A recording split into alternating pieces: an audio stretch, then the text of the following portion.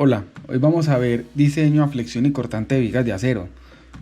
Las primeras consideraciones que se deben de tener en cuenta para usar estas ecuaciones es considerar que los extremos están apoyados lateralmente, y esto es muy importante, lo que es el apoyo lateralmente, porque el pandeo principal o el estado límite principal de una viga flexión es que pandee lateralmente. Para esto tenemos que tener en cuenta cuáles son los mecanismos o cómo evito yo que una viga se pandee lateralmente. ¿Cómo puedo evitarlo también? Colocándole otra viga que me impida ese desplazamiento, o colocándole un conector de cortante embebido en un concreto. Pues si intenta este patín tirar hacia un lado, pues primero tiene que mover toda esta losa de concreto y que esa se mueva con el patín. Esto es casi imposible porque la losa es de mucha magnitud, y esto para mí es una de las maneras más eficientes de evitar el pandeo lateral del patín superior. Y la otra manera es colocándole con las vigas adyacentes una diagonal en ángulo o una X en ángulo para evitar este pandeo también. La norma considera también una perfecta distribución de los esfuerzos. Quiere decir que la parte superior después del eje neutro es una zona de compresión y la parte inferior es una zona de tensión. Es por esto que uno tiene que colocar en el patín superior estos desplazamientos laterales, porque a tensión el acero se comporta muy bien y no se pandea. Entre más se tensione, pues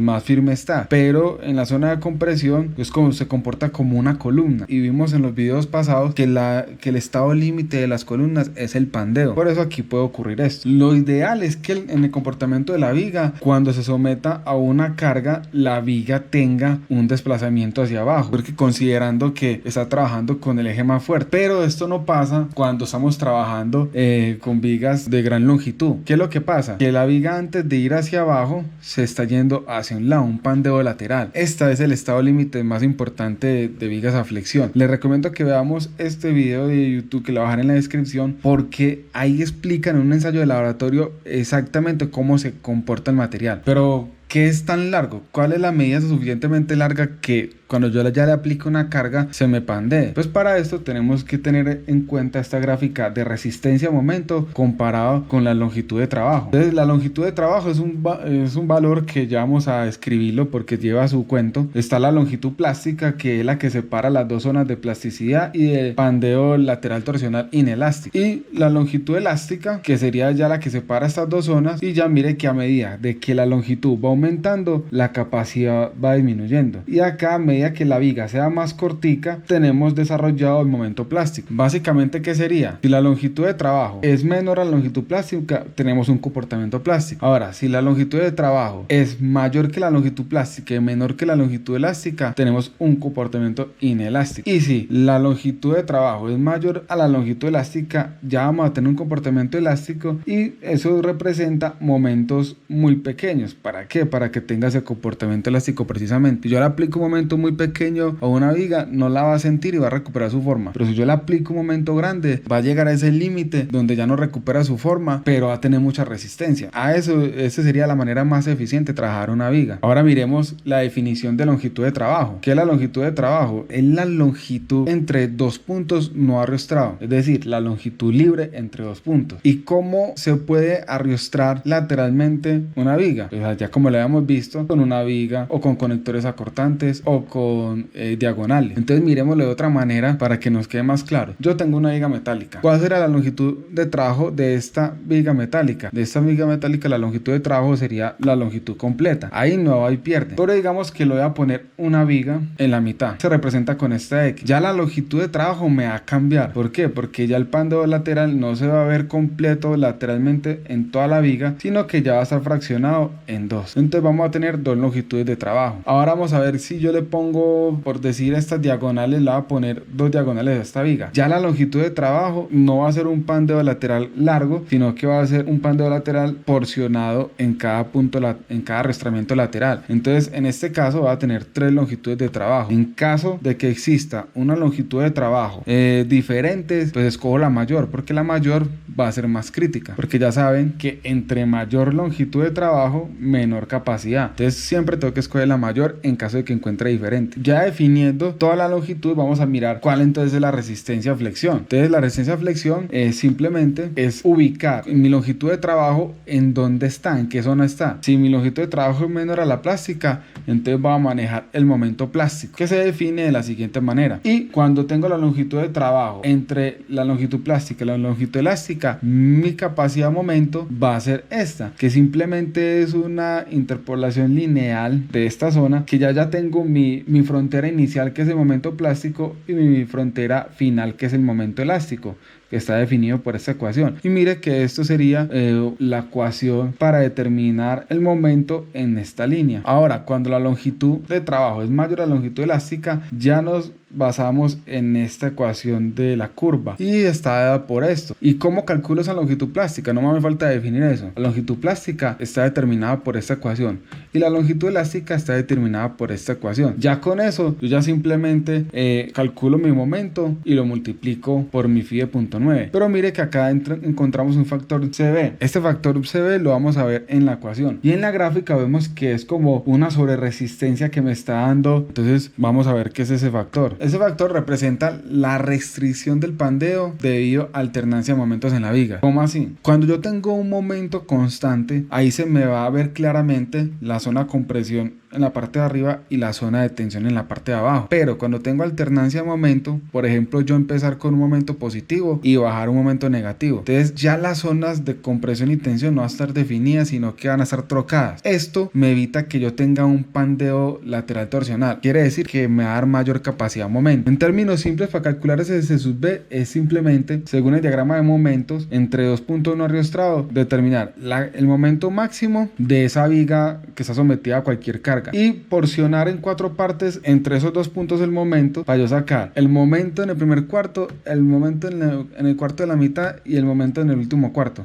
Con esto yo simplemente, todos en valor absoluto para que me pueda dar esta suma, y con esto simplemente voy a calcular un C sub B. La norma ya me da esta tabla donde yo puedo, según mi condición de carga, puedo mirar cuánto sería ese CB. Por ejemplo, miremos este CB para una carga puntual, simplemente apoyado. Mire que me está dando 1.32, o sea, un 32% más de capacidad. Y así vemos todos estos casos. ¿Qué hago yo? Yo nunca utilizo ese factor CB, lo dejo como un as bajo la manga. ¿Por qué lo hago? Porque las cosas se comportan no como uno la diseña, sino como se construye. Entonces lo dejo como un as bajo la manga para que en caso tal de que de pronto hasta yo cometa un error o en la construcción se comete un error, el interventor me diga qué pasó. Pues yo, antes de admitir el error, saco ese as bajo la manga, miro, y si todo cumple, pues digo, no, vea que la viga sí cumple, se construyó mal. Entonces esto lo dejo como una bajo la manga. Yo lo que hago es utilizar un CB de 1, que lo quiero utilizar con esa fórmula, no tengo ningún problema. Ya con esto he finalizado la resistencia a flexión. Entonces vamos a ir cuánto sería entonces la resistencia cortante. Para saber eso tengo que saber cómo falla. ¿Cómo falla cortante? Pues el elemento tiene que ser muy delgado para que entonces empiece a pandearse también el alma. ¿Cómo lo soluciono? Colocando rigidizadores. Esta solución no me gusta mucho porque requiero de un personal calificado, sobrecosto en platinas y en soldadura. Entonces yo prefiero más bien irme por esta solución, que es colocar una viga como tiene que ser, con el espesor suficiente para que evite ese pandeo. Y hay otras soluciones como unas platinas de enchape y muchas cosas más. Entonces la resistencia cortante, ¿qué sería? Con un phi de 0.9 va a tener phi por 0.6 F sub Y, porque recuerde que según von Mises, simplemente la resistencia a la fluencia por cortante es el 60% de la resistencia a la fluencia por tensión, por un área de cortante y por un CB. Mire que lo que ya no conozco son estos dos valores. El área de cortante pues simplemente va a ser la multiplicación. ¿Qué se puede cortar acá? Todo este rectángulo, el de alto D y espesor TW. No considero los patines porque después del patín sigue un vacío y eso no transporta esfuerzos. Y el CV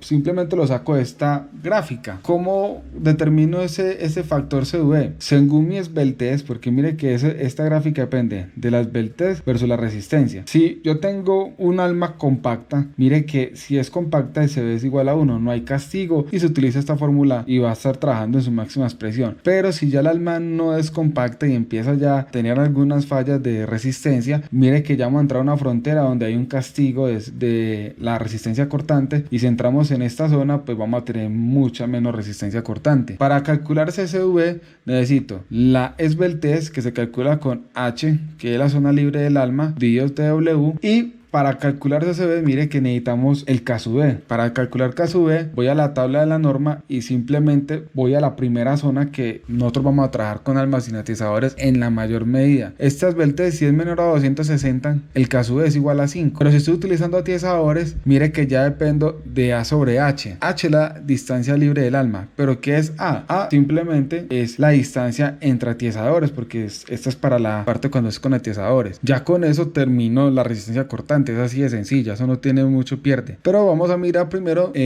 un chequeo por compacidad. Entonces, ¿qué tenemos que cumplir? Que la esbelte local en el patín tenga que cumplir ciertos criterios de compacidad, y cuando yo calcule la esbeltez, que se calcula de la siguiente manera, la ubico en mi línea de esbeltez y pues si es menor a este límite ya lo tengo compacto, y si no ya hay un castigo por norma para la resistencia. Y hago igualmente lo mismo con el alma. Con mi línea de esbeltez calculo la esbeltez y espero que sea compacto, y si no va a haber castigo. Ya podemos ver el procedimiento de diseño. ¿Cómo se va a diseñar entonces una viga? Ya organizando todo lo que vimos anteriormente. Vamos a ver unos datos de entrada. ¿Que esto de qué? Esos son datos normales que vamos a dar: el F sub Y, el módulo elástico, los momentos aplicados, la cortante aplicada, qué longitud tiene la viga, qué viga es, etc. Y vamos a ver las propiedades geométricas de la viga que escogimos. O sea, ya está por catálogo y simplemente en Excel con un buscar B lo podemos llamar a todos. El tercer paso es calcular la esbeltez local, esta compacidad que acabamos de ver. La compacidad en el patín, que simplemente en la línea de esbeltez calculamos la esbeltez del patín y la ubicamos si es compacto o no. Y si tenemos la esbeltez